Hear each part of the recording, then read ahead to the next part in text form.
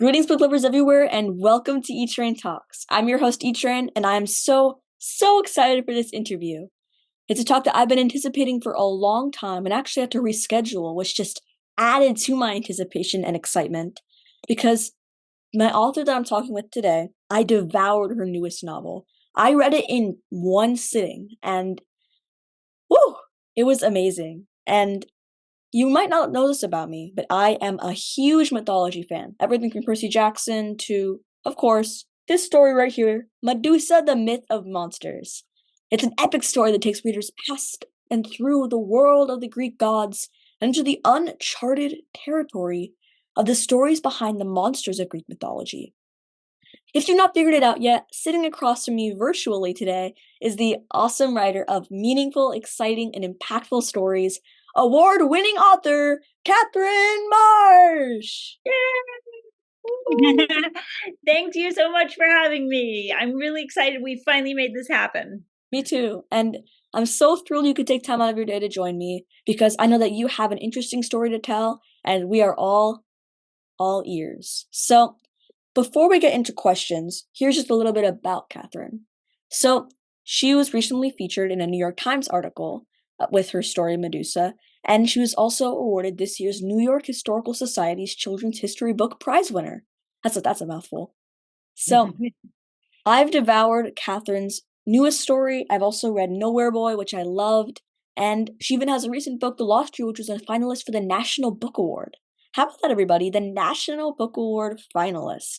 So, my first question for you is many books that discuss Greek mythology, especially those in the middle grade world, focus on, Greek gods and the heroism of them, the amazingness of Greek gods, their ferocity, their strength. But Medusa, the Myth of Monsters is exactly as the title presents. It takes readers into uncharted storytelling by diving deep into the backstories of I guess we should call them so-called monsters. And what's more, your protagonist is a girl power extraordinaire. So, what sparked your interest in writing about the monsters instead of the Greek gods? That's a great question, E-Train. I love the Greek myths from the time I think I was 6 years old. And I actually, right next to me, have my copy of D'Aulaire's, which was one of the first books that I read and just devoured as a kid. And so I grew up being really familiar with these stories, loving these stories. But, I was noticing a couple things. And one of those things was that the main characters often are men, Mhm. and the monsters, which I always found really interesting, more of them seem to be women or identified as female characters than male characters. And that goes back, of course, to Greek and Roman civilization and the way that sort of women were perceived and the role they had in the society. But it also goes back to translation and to the people who translated these books. And there's been this renaissance in the last 10 years of both translators and fiction writers adapting these stories and also going back to even more sort of different translations of them that showcase the female storylines. And I thought, it would be really great to do that for middle grade readers because everyone, of course, knows Percy Jackson. And Percy Jackson is the hero of the story, and he does have Annabelle Chase, but she's more in that sidekick role. And that is what I feel like a lot of girl identifying characters are put in: the Hermione role, the Annabelle Chase role, whereas the boy is the sort of leader of the action or the person that things happen to. And I had mentioned to you just when we were starting that I have a daughter who is your age, in middle school. And I was just feeling like, girls love adventure stories too. And it would be really great for them to see themselves centered in these stories. And so that came together with this thinking about, you know, loving the tale of Medusa and feeling like there are a lot of different versions of it, and that there is a way to kind of delve into that to talk about and to explore how girls and women are portrayed in Greek mythology. So that was the inception of the idea. So, my next question for you is about your protagonist, Ava. And she is a member of the Academia, a school unlike really any other that we've ever seen. Not just, in real life, of course, but also in middle grade. I think we've experienced a lot of, schools, like middle schools that are just all, you know, normal. But we didn't like normal. This is middle grade. These are stories. They take our imagination into wild places. We don't need normal. We need extraordinary, but also, feel real places like the academia. So she's still a middle schooler though. So Ava meets bullies, has drama. I mean, there's always drama in middle school. Come on. And there's other relatable topics and feelings as typical middle schoolers go through. So I guess my question is, how did you interweave grand and fantastical themes like mythological monsters, but also maintain a resilient and, most importantly, a relatable main character? So, I would go back to a little bit. I'm going to sort of answer your first question and your second question together in a way, in that when I thought about Ava, my protagonist, I was thinking about this experience, and the book starts with her being in class and she raises her hand to say something. She's following the rules, and a boy in class just shouts out the answer. And he says something that charms the teacher, so she doesn't really call him on that. And Ava gets very angry, but keeps it inside. And that to me was a moment I've had a number of times in my life, like not just as a kid, but as an adult. And it really felt like the beginning of the story and the launch into the magical world. So when I got to the academia, I was still dealing with a character who was struggling with the perception that people had of anger, and particularly when it comes from from a female voice. And so I felt like that was something that connected me to the experience of just being a kid in middle school, is like she's really struggling to be her, like the issue of belonging is so central to middle school. And Mhm. if you feel, and this is not a spoiler, like we've talked about this a little bit, you mentioned this in the beginning, but my characters are demi monsters. They're not demigods. They first think they are and they're really excited. And then it comes crashing down on them that they're not. But feeling like a monster and feeling like that your voice is not desirable, I think is a really vivid part of middle school for a lot of kids. And so I didn't feel like I had to reach really far to link the sort of, big themes and the fantasy and the magical world with the feelings that you would have as a middle schooler, particularly if you feel othered or you feel you don't belong. And Ava very much comes out of that. She also has left her previous mortal school after kind of a friend breakup. Her friends kind of start hanging out at Sephora and like not telling her, and they change. And that happens a lot in middle school too, where people grow at different rates in different directions. And it's very disconcerting. And so when she gets to the academia, it was really fun to create some of those same elements of people who accept you for you who you are, people who don't, people who bully you, but to also sort of bring in the guise of the gods and the monsters into that, which fit quite nicely. Yeah, and it makes a lot of sense because monsters, in Greek mythology, they sort of, they might not necessarily demonstrate it or say it, but they are kind of like outcasts or feel that way. And, it's honestly kind of sad. And especially as a kid in middle school, there's a lot of empathy because you've been in those same shoes, whether you're a Greek mythological monster with magical powers or not.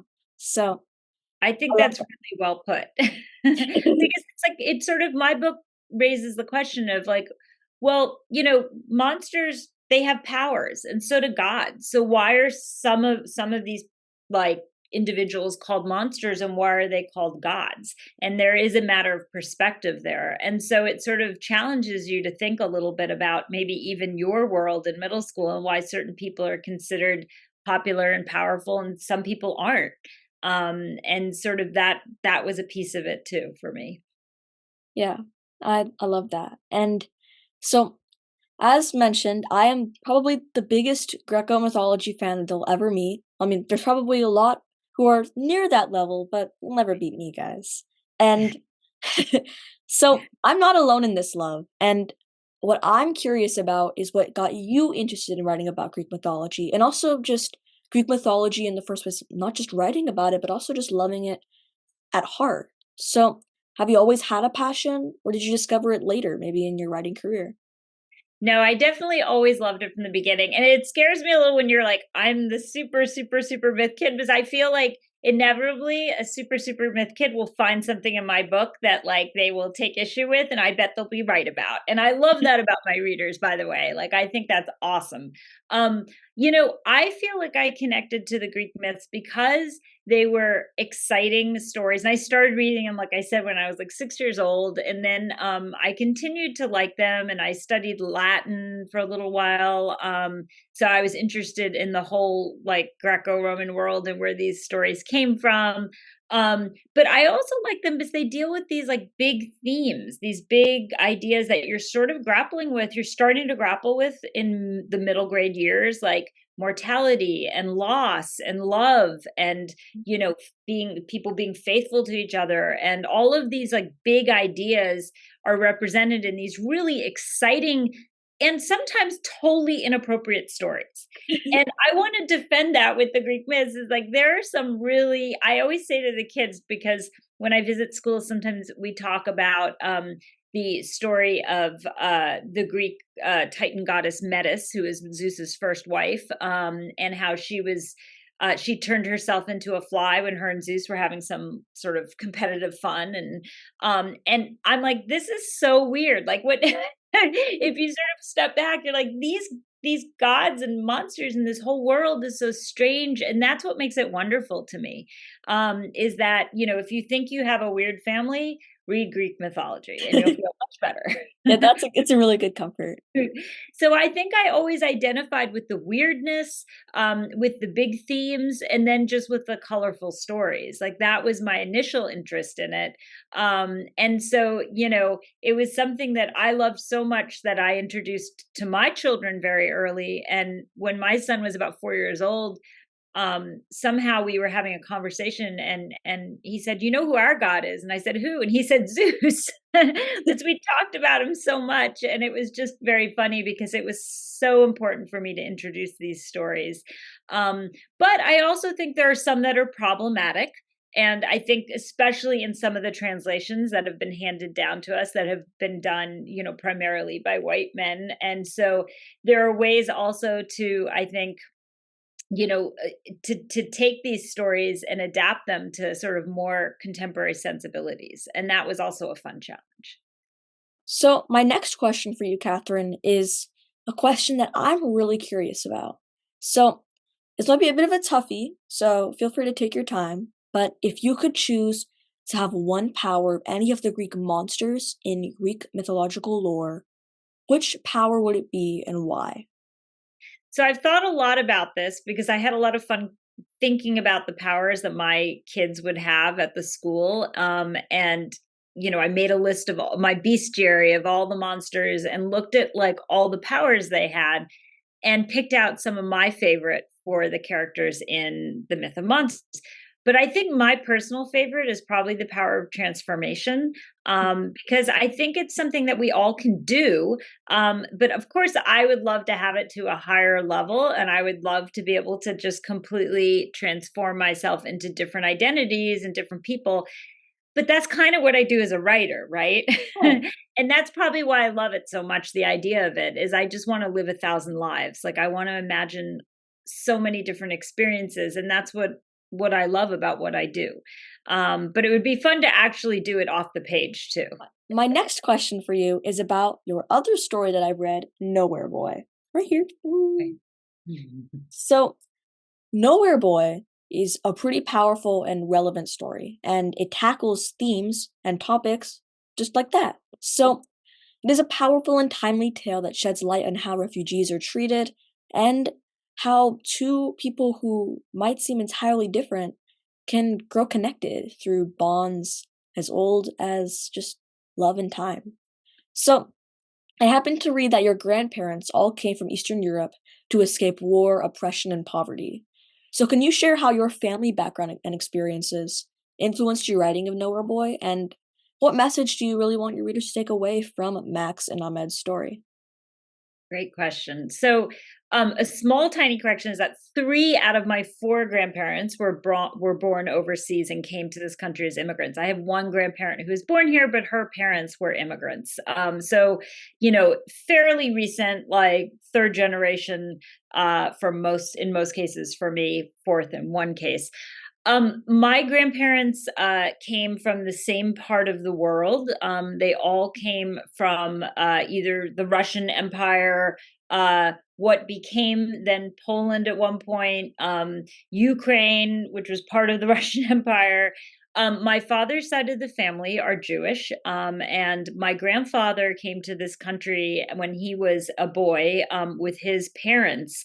And they were very lucky because they got out of their shtetl, their tiny village where they were living, which was first Russia and then Poland after World War One, but before World War Two. So they were able to come to this country and, have a much better life and be safe.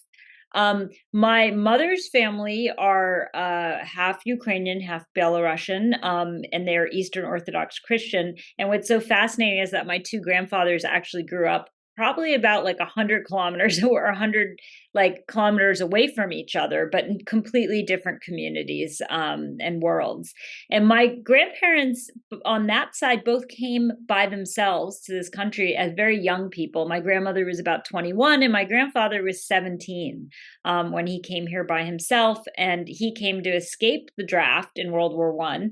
And my grandmother came just to try to have a better life and escape communism. Mm-hmm. So those stories really influenced me a lot. Partly, I grew up with my maternal grandmother; she inspired the Lost Year. But I really felt this, that my story is very much shaped by this immigrant history. Mm-hmm. And, you know, all of my grandparents had a difficult journey. They had a hard road establishing themselves. And so I'm very interested in the plight of refugees who come from all over the world. And because I have a kind of a mixed religious background too, I feel very much interested in those connections that can be made across different religions, different, histories, countries, races, ethnicities. And I'm somebody who loves to travel too. And I really, really enjoy being a fish out of water myself. Mm-hmm. And Nowhere Boy is about that. So Max and Ahmed, Max is in Belgium as an American, which is an experience my family had, and Ahmed is there as a refugee, and they both feel very much fish out of water. Mm-hmm. One comes from a very privileged background. One has lost kind of the security and family and home that he once had. But I felt like that was a story that I really wanted to write because I don't think. I wanted to talk about what we sort of the relationships that we should try to have with other people in terms of friendships that can cross boundaries and cross religions, and to look at people as individuals. And that was really important to me with that book. I wrote it about the European refugee crisis, but it continues to be relevant. Obviously in this country and around the world, this is still something that I think is a very, very important topic, is how do we treat people who are, refugees, who are immigrants, especially between all the wars going on and the climate crisis as well. My next question for you is a little bit about your history. So we talked about your family's history, but you have a really interesting background as well. So before being a published author, you studied English at Yale and went on to become an English teacher and even a magazine journalist. You worked for magazines like Good Housekeeping, Rolling Stone, and New Republic. And I just think that writing for magazines and writing for big, agencies that publish these stories, these articles that are read by so many people, I just think it sounds really, really fascinating, really interesting. So, will you share a bit about your experience as a writer at these, organizations? And what do you think the most memorable subject that you wrote about was? Also, how did you first get your job as a magazine journalist? Sure. So I actually just spent 1 year as a an English teacher at a high school, and I quickly realized that teachers work harder than anyone else on this planet, and that it was so much work, and I did love the kids, but I figured like I needed to do something that started later in the day because I'm not an early riser. So I actually my first job was a Good Housekeeping magazine, and I started at the bottom of the totem pole as an editorial assistant there, and it was a really great place to work because it was all women, which was very unusual. In terms of the jobs that I had later, where in some cases I was the only woman or one of only a few women working at the in the newsroom. So it was a great place, and it was a magazine where I sort of got my training wheels and started to do some writing, and then very quickly knew that I wanted to write like long narrative stories. And I started to do that very quickly as a young person and ended up at Rolling Stone where I covered youth culture. And one of my favorite stories that I reported when I was at Rolling Stone, and this is, of course, Pride Month now, so this is very apropos of that, but this is a long time ago before you were born. And I did a story about a fraternity brother at the University of Nebraska at Lincoln who had come out and stayed in his fraternity, which this is how different things were, and this was almost 20 years ago. In fact, it was over 20 years ago, gosh. But that was a like a revolutionary thing at the time. For most of the time, if someone came out, they would leave the Greek system because they weren't accepting of someone who was gay. And this guy said, no, I'm going to stay. And I spent a lot of time out in Lincoln, and I really enjoyed getting to know him, getting to know his family, getting to know his community, getting to know the college, and writing a story about what it was like to be kind of pioneering at a time in which it really was difficult to, come out and be accepted. So that was a story I really enjoyed writing. And then I went on and became an editor. And did more work in the political realm here in Washington, which is where I'm talking to you from now, and editing a lot of political profiles and pieces about, some foreign affairs and things like that.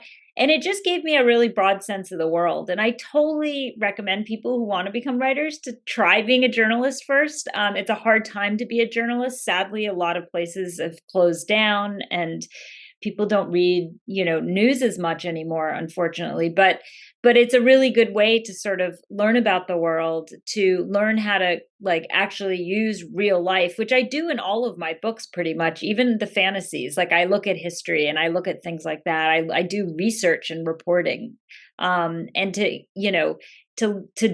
learn that skill in order to write fiction, which I think is important too. So I did that for about 10 years. I was a journalist. And I started writing for kids during that time. I love that. And one of my dreams is to become a journalist. So just hearing that is really special. I just think, any form of writing though, that's probably my dream. I love writing. And I know, of course, you do too. So Yes. Well, yeah, you wouldn't be an author if you didn't like writing. That would be torture. yes, that's true. Although I always say this to kids when I'm at school is that I always ask, who here is a good writer and a bad writer? And like a lot of kids hate raising their hand, or who here hates writing as a bad writer? And you get lots of kids raising their hand. And then I'm like, raise my hand too. Because there are a lot of times when I actually really hate writing. I write and I'm very unhappy with what I write. I don't think it's good enough. And I really encourage people not to think of themselves as good and bad writers, because it's like what makes you a writer is actually the revision process. It's persevering. It's knowing that there's a way to make it better and trying to make it better. But if you look at a first draft, like I always say all these books behind me are really deceptive because you're not seeing what I started with. You're seeing what I ended with. So I also think that's really important for all of your listeners who might not think of themselves as writers, is just to remember there are times when it is torture. Even for me, but I keep doing it because I know there's a way to get to where I want to go if I'm patient and I persevere. Yeah, that's a really good point. And I haven't really thought of that.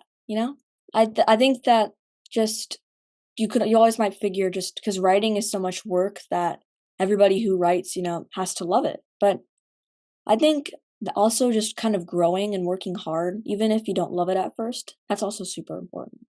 Right. No, it's sort of like, I mean, if you take it study an instrument or a language, there is a lot of before you master it that is also really tough. And it's like each time I set out to write a book, it's like starting over with a new language or a new Yeah. world and building it from the ground up. So there is a lot of frustration on that road, and that's part of the process. Yeah, absolutely. So my next question for you is there a song? Okay, let me just back up. So this is a question that I recently started asking authors. So you're one of the first people that I've ever asked this question to. So if you could choose one song that best represents Medusa, the myth of monsters, which song would it be and why? Oh, definitely. I mean, I would say Taylor Swift's The Man because it really captures, I think, the feeling that, Ava has these moments where she really is like, well, wait a second, the gods are allowed to be emotional, for example, or to have a temper tantrum, or to get angry, or to just, do something unfair.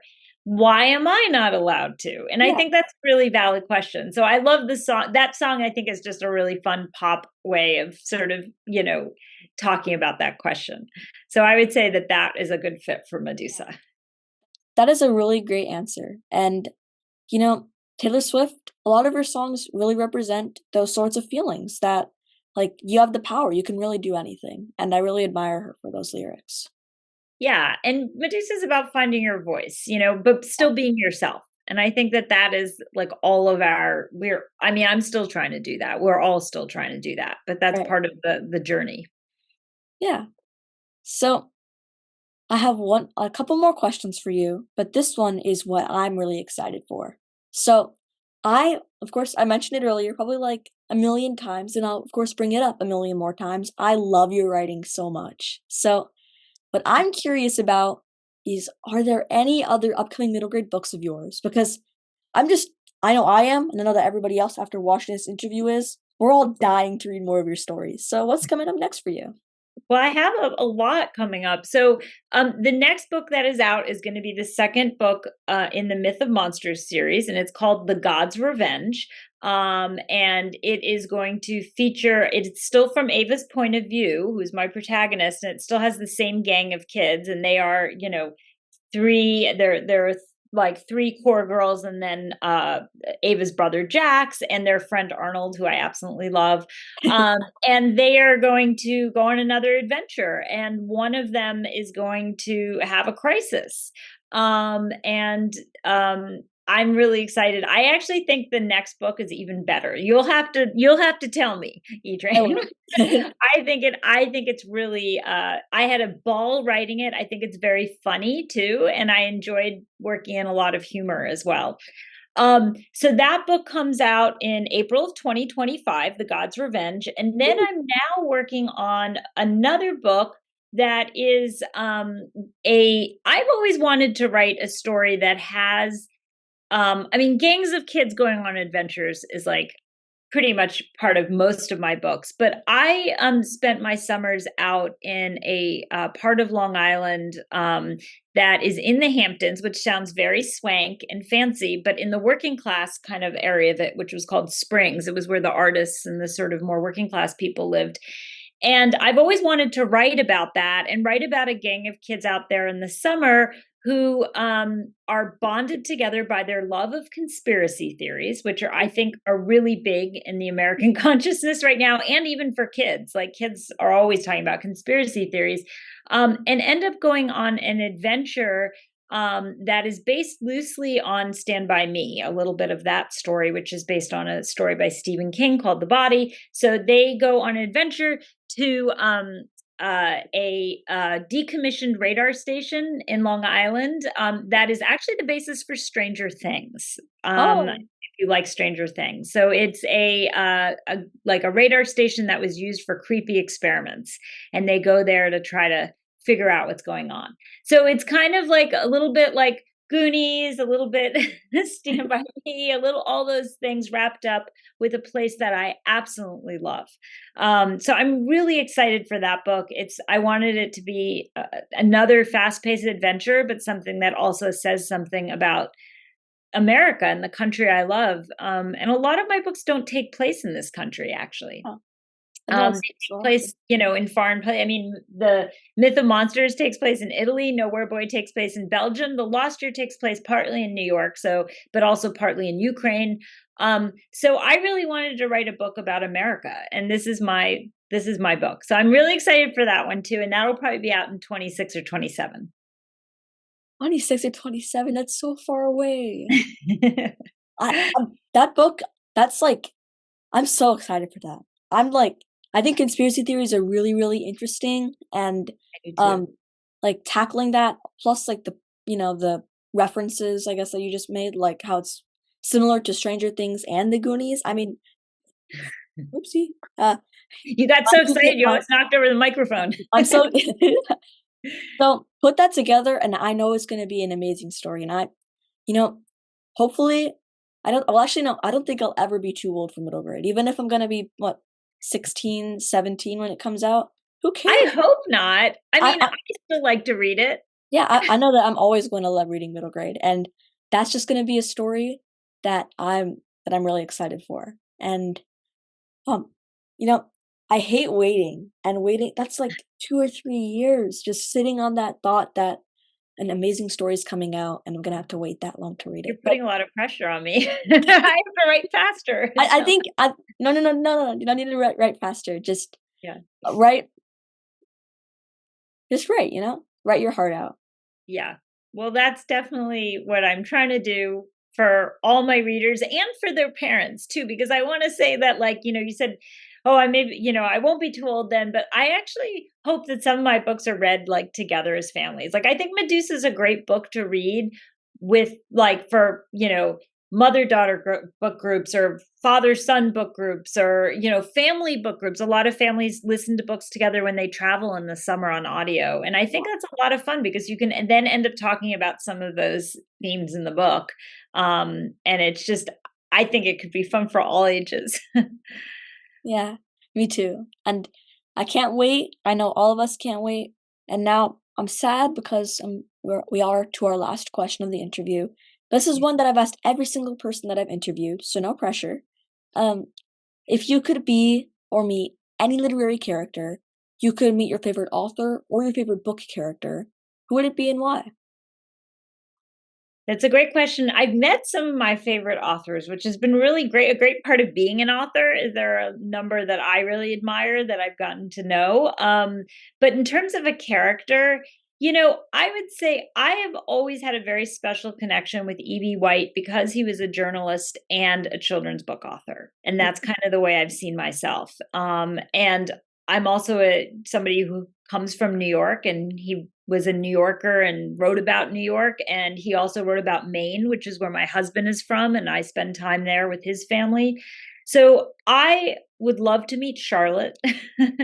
I think that she is, to me, the character that I think is the purest and the kindest. And she's kind of who I aspire to be, is that character. And I just feel like what he did with her and how he created her, and the I want to say the person she is, but she's a spider. That's the whole point, is that, the creature she is the creature that I hope I can be with other people and with the world, that kind of generosity of spirit. And so that would be the character I would want to have a chat with.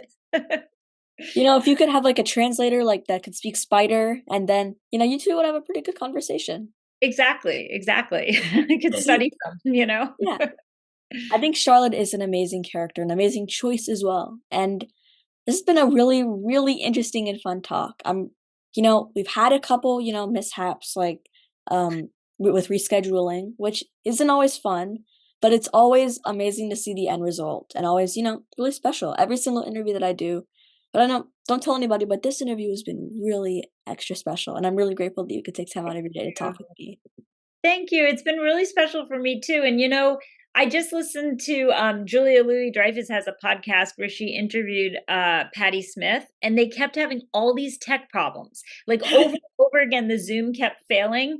And she actually just left some of it in to show that like Patti Smith was just rolling with the punches. And she was like, and sometimes life isn't perfect and you just have to kind of roll with the punches and like still have fun. And so, I think that the fact that when things don't go smoothly and you can still have a good time, I think that shows that, there's a connection made. So I enjoyed this as well. Yeah, I've loved this, and I'm really grateful once again. So, everybody, I always say keep reading at the end of the interview, and I mean it this time, but not just keep reading. Keep reading Katherine's stories. They are incredible. I cannot wait for the next stories from Katherine Marsh to come out, whether it's 2025, 2026, or 2027. I will never stop being a fan of her writing. And I know you won't either. So, what are you waiting for, everybody? Once you reach the end of this interview, roll right on Amazon, go to your local bookstore, support indie bookstores, and get one of Katherine's stories. Get all of them. Yeah. Because you will not regret checking out Katherine Marsh's reads. They're awesome. And you're amazing, Katherine, as well. Thank you so much for taking time. And see you in the next one, everybody. Bye-bye. Thank you.